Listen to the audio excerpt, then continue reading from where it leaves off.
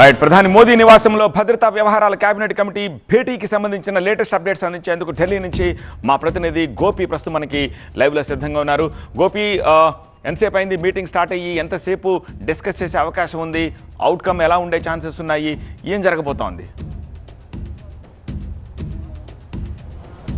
సత్య, కాసేపటి క్రితమే ప్రధాని నివాసం సెవెన్లో కళ్యాణ్ మార్గ్లో ఈ కేబినెట్ వ్యవహారాల భద్రతా వ్యవహారాల మంత్రివర్గ ఉపసంఘం కేబినెట్ కమిటీ ఆన్ సెక్యూరిటీ సమావేశం ప్రారంభమైంది. ప్రధాని మోడీ అధ్యక్షతన ఈ సమావేశం జరుగుతుంది. సుదీర్ఘంగా ఇది దేశ భద్రతకి అలాగే ఉగ్రవాదాన్ని ఏ విధంగా ఎదుర్కోబోతోంది భారత్ అనడానికి సంబంధించిన సమావేశం కాబట్టి చాలా సుదీర్ఘంగా ఈ సమావేశం జరుగుతుంది. అమిత్ షా జమ్మూ కాశ్మీర్లో పర్యటించి వచ్చారు. కాశ్మీర్ శ్రీనగర్లో ఉన్న పరిస్థితులు, అలాగే అక్కడ బాధిత కుటుంబాలతో మాట్లాడారు, సెక్యూరిటీ ఏజెన్సీస్తో మాట్లాడారు, ఎన్ఐఏ ఇన్వెస్టిగేషన్ చేస్తోంది. సో వీటన్నిటికి సంబంధించి ప్రాథమిక సమాచారం ఇప్పటికే ప్రధాని నరేంద్ర మోడీ ఉన్నతాధికారులను జాతీయ భద్రతా సలహాదారుని అడిగి తెలుసుకున్నారు. సో మిగతా విషయాలను కూడా అమిత్ షా బాధితులు వారి బాధల్ని వారి కష్టాలన్నింటినీ కూడా దగ్గరుండి చూశారు కాబట్టి సో చాలా అంశాలని ప్రధాని నరేంద్ర మోడీతో పంచుకోబోతున్నారు. అలాగే ఈ సమావేశంలో రాజ్నాథ్ సింగ్ రక్షణ శాఖ మంత్రి కూడా పాల్గొన్నారు.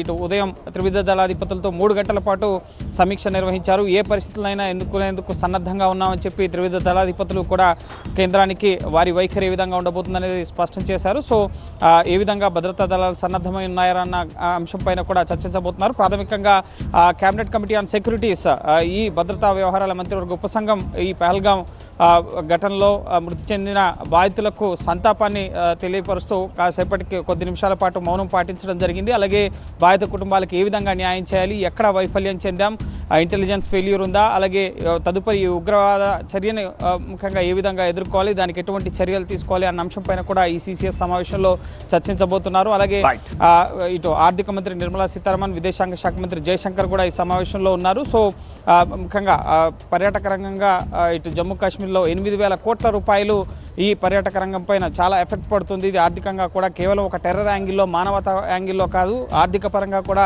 ఎఫెక్ట్స్ ఉంటాయి. దేశానికి అంతర్జాతీయ పర్యాటకులకు ఎఫెక్ట్ అవుతారు.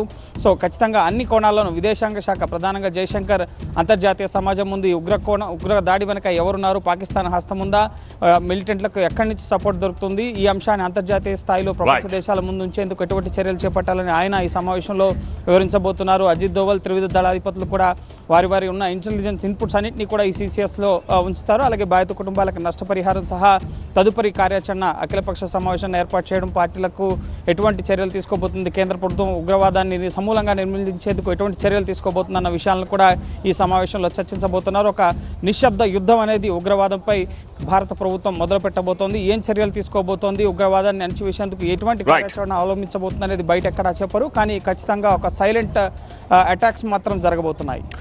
All right Gopi, thanks for the updates. అది